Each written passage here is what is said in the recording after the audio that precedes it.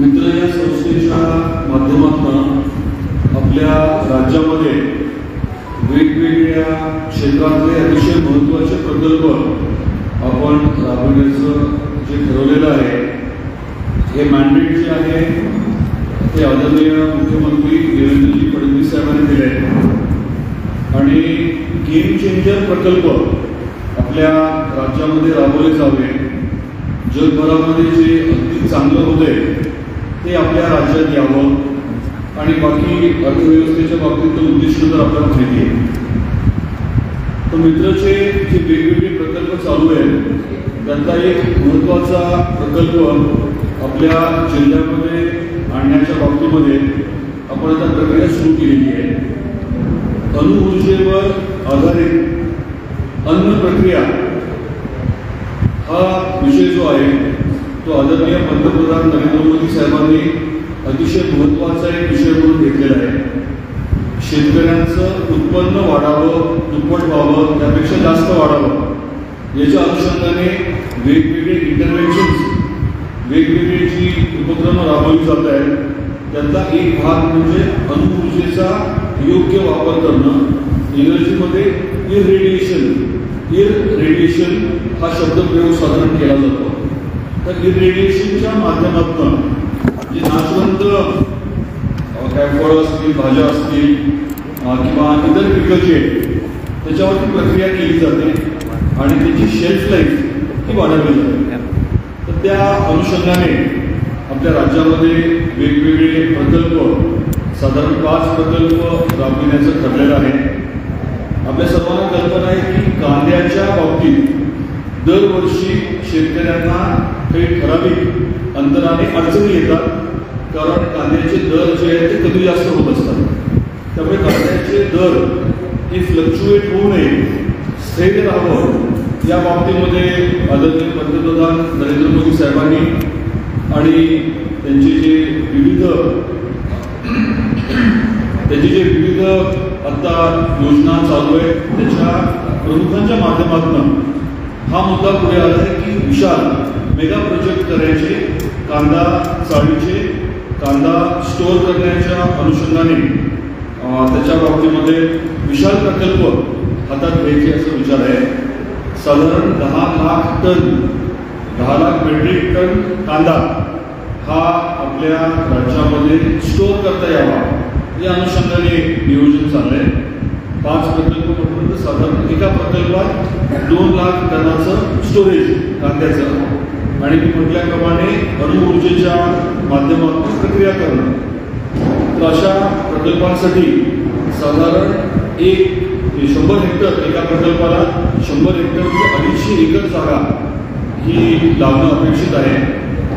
तर प्राथमिक चर्चा आपली अशी झालेली आहे की माळुंबऱ्याच्या इथे हायवेला लागून आपल्या मंदिरची, तुळजाभवानी मंदिर देवस्थानची जमीन उपलब्ध आहे. त्यातले 250 एकर जमीन या प्रकल्पासाठी देण्याच्या बाबतीमध्ये प्राथमिक आमची चर्चा झालेली आहे, जिल्हाधिकाऱ्यांबरोबर झाली आहे. आम्ही मित्रामध्ये देखील आमची त्या बाबतीमध्ये चर्चा झालेली आहे. आणि महत्त्वाचं म्हणजे डॉक्टर अनिल काकोडकर साहेब जे आपल्या ॲटॉमिक एनर्जी कमिशनचे अध्यक्ष होते आणि जे या विषयामध्ये खास रस त्यांनी घेतलेला आहे. आणि त्याचबरोबर राहुरीला हिंदुस्तान ॲग्रो नावाची कोऑपरेटिव्ह सोसायटी जी बऱ्याच वर्षापासून इररेडिएशनच्या कांद्याच्या प्रक्रियेवरती काम करते. तर त्यांची देखील त्यांच्याबरोबर चर्चा झालेली आहे आणि हा विषय जो आहे तो पुढे नेण्याच्या बाबतीमध्ये आपण ठरवतोय. एकीकडे कांद्यावरती ही प्रक्रिया होणार आहे, त्याच्याबरोबरीने इतर काही फळ पिकांवरती करता येते, फुलांवरती करता येऊ शकते, जेणे त्याची शेल्फ लाईफ वाढेल. आणि आपल्याला आपल्या जिल्ह्यामध्ये खास करून तुळजापूर तालुका असेल, धाराशिव असेल, कांद्याचं उत्पादन जास्त आहे, सोलापूरमध्ये मोठ्या प्रमाणामध्ये आहे. आता ही प्रक्रिया कांद्यावरती करणं आणि त्याचं स्टोरेज करणं हा एक खूप मोठा महत्त्वाचा प्रकल्प, अगदी देश स्तरावरती महत्त्व असलेला हा प्रकल्प राहणार आहे. आणि त्याच्यातला एक भाग आपल्या धाराशिव जिल्ह्यामध्ये करण्याच्या बाबतीत आम्ही साधारण ठरवले. त्या बाबतीतला प्रकल्प अहवाल तयार करणं, जागा देण्याच्या बाबतीत चांगली राहणार आहे. स्टोरेज आपल्याला चांगलं करता येईल आणि पोर्टपर्यंत आपल्याला माल नेण्याच्या अनुषंगाने नक्कीच याचा फायदा होणार आहे. तर हा महत्त्वाचा विषय आपण गेल्या काही दिवसांमध्ये मित्रच्या माध्यमातून जे वेगवेगळे आपले नवीन उपक्रम चालू आहेत त्यातला हा एक भाग आहे. आणि या प्रक्रियेच्या या विषयाच्या अनुषंगाने आपल्यापर्यंत आज माहिती देण्याचं कारण असं आहे की सगळ्यांनी मिळून या प्रकल्पाच्या अनुषंगाने सकारात्मकतेने प्रयत्न करणं अपेक्षित आहे. आणि मला खात्री आहे की हा महत्त्वाचा प्रकल्प आवर्जून आपले मुख्यमंत्री आदरणीय देवेंद्रजी फडणवीस आहेत ते धाराशिव जिल्ह्याला देतील. आपले काही प्रश्न असतील जरूर आपण विचारावे.